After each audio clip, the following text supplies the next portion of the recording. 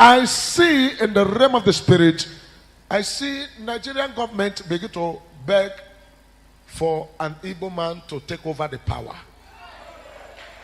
I don't know why they are begging the man to take over the power. I don't know, but what I saw in the spirit, I see a man from the eastern part of Nigeria. They are now begging him with Nigerian presidency. They say, please take it. Take it. He said, what am I going to do with it? What else? They're saying, no, take it now. Even if it is 2 days, take it. Makadabraskada. I don't know what it means, but in the realm of the spirit, I see them giving it to him. And as they're giving it to him, he begin to say, I don't know. Then I begin to ask myself, and the question is, why? And this is what is very, very vital in the realm of the spirit, because the spiritual world is where controls the physical world. We cannot be in the realm of the spirit to see things as the Lord is showing us and keep quiet without doing what we need to do. People of God all over the world, especially the Biafran Jews, and the Lord said, tell the people and tell his people to quickly, as quick as possible, deviate and focus on what is called spiritual. Because without spiritual, we go nowhere. I want to let you know that all over the world, every country that has ever achieved the freedom must achieve their freedom being spiritual to be able to achieve freedom. You must be politically correct, and also you also must be people that are highly spiritual. How can an Igbo man be the enemy of an Igbo man? How can the people somebody is struggling for and fighting for be the people fighting the person fighting for them? How can the people that somebody is speaking for be the ones speaking against the person that is speaking for them? How can people that are supposed to unite and be together and talk in one voice and move in one direction for a better future, for the capturing of tomorrow, to making sure the fulfillment of the desire of the people come together? How can they become enemies of themselves? Why are they killing their own leader? Why are they destroying their builder? Why are they fighting the people that are helping them to get to next level of their destiny? Now I want to let you know that freedom fighting is not to kill people. I want to let you know that freedom fighting is not to be all the time being what is called enemy here. Your enemy can be the one that will help you to actualize what you are looking for. Your enemy can be the one that will help you to get into the place you are going. If you look at the Bible, you go to the book of Exodus and look at when the people were sent by the leaders of Israel, especially the man called Moses, sent the people, Joshua and Caleb, to go to spy the land. When they went into the land to spy the land, what happened there? You find out that it was harlot that kept them. It was also the inhabitants of the land, and the people that they are seen as the enemy were among the people that kept them and preserved them. And they taught them things about the land until they were able to see all they came to see. They kept them, preserved them until they were able to come out of the land and go back and bring their report to their leader. Now you are fighting a freedom fighter must not be a person that become enemies all the time. This one is your enemy, that one is your enemy, this one is your enemy, that one is your enemy, is a big problem. I want to advise everyone that has ear to hear what the Spirit is saying. It is important and very, very important that we begin to look inward. How do we help our people? How do we help our people? How do we help Namo Dekano out of the prison? How do we help him to actualize the desire of an Igbo man? We are not fighting to kill. We are not fighting to this. We are all fighting for things to be all right all over the nation. For things to be all right in our place. For the right of the common man to be given to him. For that which is good to be done. For the right thing to be put in place. This is what we are fighting for. We are fighting for the freedom of the people of God that are caged.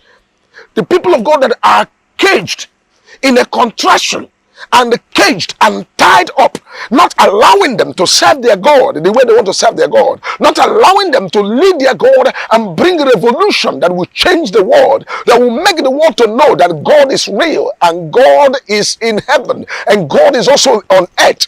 To prove the world that there is something that a black man has that is not common with the things people all over the world has. You know, America and other countries of the world, Europe and all the Asian countries have been able to show their technology. They've been able to show what they can do. They've been able to show their development. They have done so many things. They have been able to go to the moon and go to the space and do all of that. But do you know there are a lot of hidden ideas of technology and deeper things that is yet to unfold, that a white man cannot be the one to champion it? Major Prophet is speaking to you because I know what I am talking about. I have been able to be taken by the Spirit to go to the spiritual world and visualize what is happening in the realm of the Spirit. And this is why I always have the power and the ability and the strength to come out here to tell you what I'm telling you. And the people that are something, a lot of things that the people that are called white men, they have their limitation where they can get to. But there's another realm that need to open, that it's only black people that can cross that realm and enter the dimension. And these black people are the Jews of Africa, and they are the people from Africa that are known as the Jews of Africa. These are people from the place called the Biafran region. They are the people that God is waiting for them to emancipate and come out of all this darkness that has covered the people shining, so that they can use them to now develop and discover the things in the spiritual world that the white man cannot be able to understand. And this is what Major Prophet God has been seeing all this while and making me to now ask the question, why has Igbo man been the enemy of an Igbo man? Why are the people that are following a man being the reason why the man is not fully free? Because they have taken what's called betrayership.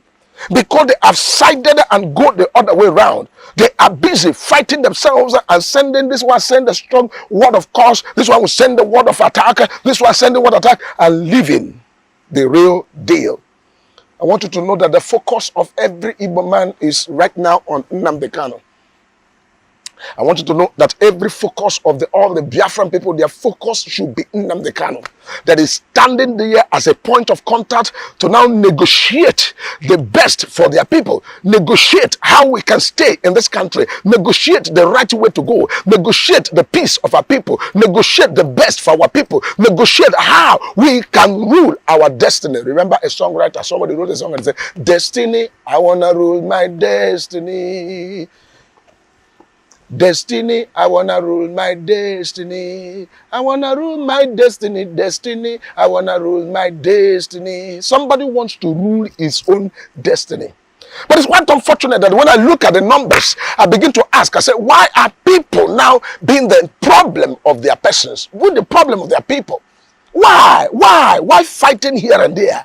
Why cursing and fighting your messengers, fighting your leader, fighting your prophet, fighting your people, pulling down the walls that God has set? I want to let you know that every kingdom that has gotten their freedom, especially from the Bible, you look at, there are always priests that are standing at the forefront. When the Israelite was going to possess the land, after Moses have used what is called the spiritual grace that God has given to him, the staff, to part the Red Sea, they crossed and entered the other side. On their way going, they now met another thing called the River Jordan. Then Moses was no more with them. How did they cross the River Jordan? It was the prophetic grace that God released on Joshua and the instruction that the people that are carrying the ark will be the first people to carry the ark and step into the water. After the praise and all that they have done with God and the instruction, they carried the ark and moved into the water. The moment the sole of their feet got upon the water, the river Jordan parted and they were able to now walk on dry ground to where they were going. And when they got to the place where they were going, don't forget that it was the enemies that now touched them how to enter the land. Don't forget that it was by the instruction of their prophet, it was instruction of God through the prophetic and the spiritual that they were able to pull down the wall of Jericho. The wall of Jericho is already built around to stop people from getting to where they're going. Now, if I and you cannot pray together, if I and you cannot believe God together, if I and you cannot walk in unity, if I and you cannot pray together for the emancipation of Nigeria in totality, for the right thing to be done, if we cannot agree for the will of God to be done, then how do we now get to where we are going? And this is what makes people, when they look at themselves, they say, "Oh, why am I dying for my people? Look at the people I'm dying for. What have they done for me?" Jesus came and died for people on the cross of Calvary. Yet the people he died for are still the reason why Jesus is still weeping in heaven right today. He died for them, but many of them have turned their back on him. So you don't look down on your prophet. Don't look down on your leader. Don't look down on the people that God is bringing on your way, because this is the only way forward. Don't say, oh, this one, yeah, it did not say A, because it did not say A is bad. This one did not say B. All of the people you see are, we need all the people. We need all the people for the best to happen. We need all the people for us to emancipate and get to where we're going. Heaven is yet to welcome us because of some certain level of our heart. Our heart need to open so that we can get to where we are going. And I asked this question, I said, all the freedom fighters, if you know you're a freedom fighter, all of you, wherever you are, you know you're a freedom fighter, it is time to reconcile, to pray, to be spiritual, to join hands together, to pray in unison. I begin to mention so many of them, whether you are the other side or you are here or you are there, I don't care to know where you are. I'm not anywhere where you think I am. I am in Christ Jesus, and I am doing my own water as a prophet of God and a freedom fighter to make sure that the will of God is done. May the Lord help us and come out of all the pains and all the agonies, and let the hand of the Lord be stretched so that the peace of God will reign, the will of God will come to pass. That which God has prepared for us will get into our hands without any story. In Jesus' mighty name, I pray. Thank you, Jehovah, for this very message and this revelation. Let your name be praised forever. In Jesus' name.